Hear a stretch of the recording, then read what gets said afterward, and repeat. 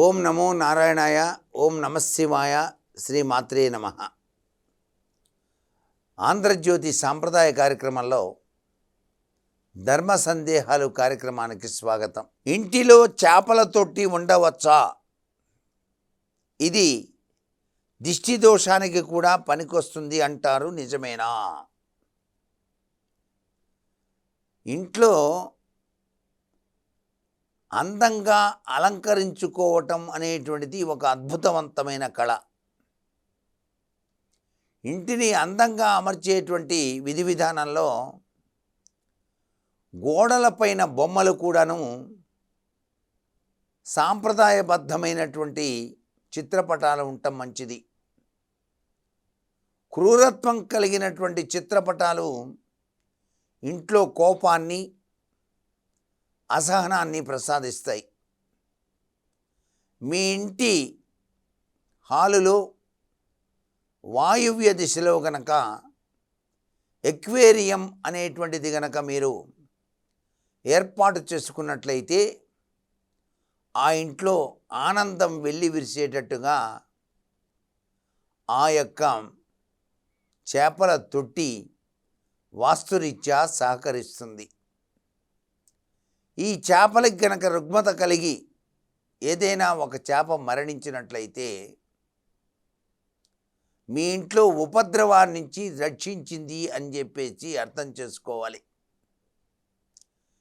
చేపల ఎక్వేరియంలో gold fish, black fish, white fish అనేటువంటి రకరకాల చేపలను 9 సంఖ్య తక్కువ కాకుండా మీరు పెంచేటువంటి ఎక్వేరియంలో ఉండేటట్టుగా చూసుకోవాలి.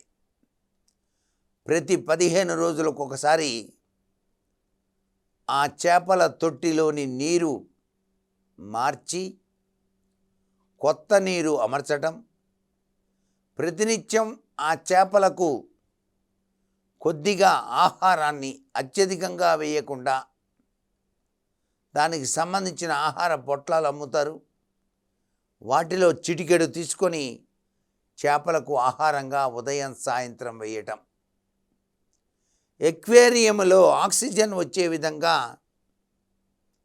చక్కగా అమర్చి నీరు ప్రవాహం పోతున్నట్టుగా కూడా అమర్చే విధానం ఉంది. ఇవన్నీ కూడాను మీకు గృహంలో సర్వ సంపదలను ప్రసాదించేటువంటి ప్రక్రియలు. చేపలకు ఆహారం వేయటం అంటే గ్రహచార రీత్యా సంభవించే ఉపద్రవాల నుంచి బయటపడటానికి అంత గొప్ప విశేషం ఉంది చేపలకు ఆహారం వేయటం. బార్లీ గింజలు అనేటువంటివి నదిలో శుక్రవారం నాడు గనక చేపలకు ఆహారంగా వేస్తే సత్సంతానం కలుగుతుంది అని చెప్పేసి శాస్త్రం చెబుతుంది. అటువంటిది ఎక్వేరియంలో ఉండేటువంటి చేపలకు మీరు తెచ్చినటువంటి ఆహారాన్ని రోజు వేస్తూ ఉంటే మీకు అదృష్ట దేవత మీ ఇంటికి వచ్చి తీరుతుంది అని శాస్త్రం. చేపల ఎక్వేరియంను చాలా జాగ్రత్తగా రక్షించుకొని కాపాడుకోవాలి. ఎటువంటి ఉపద్రవాలు లేకుండా చూసుకోవాలి. అంటే చేపలు చనిపోకుండా మీరు ప్రయత్నం చేయాలి బాగా. అంతేకాకుండా చాలామంది తాబేళ్ళు కూడా పెంచుతున్నారు ఈ మధ్య. తాబేలు ఆకృతి ఉండొచ్చు కానీ నిజమైన తాబేళ్ళు ఇంట్లో తిరగకూడదండి, బాగా గుర్తుపెట్టుకోండి. నిజమైన తాబేళ్ళు ఇంట్లో తిరిగితే మీకు దరిద్రం పడుతుంది, లేనిపోని బాధ్యతలు పెరుగుతాయి, బరువులు మోయాల్సి వస్తుంది. వాడి బాధ, వీడి బాధ, వాళ్ళ చుట్టాల బాధ, ఇవన్నీ మీ నెత్తిన పడతాయి. తస్మాత్ జాగ్రత్త.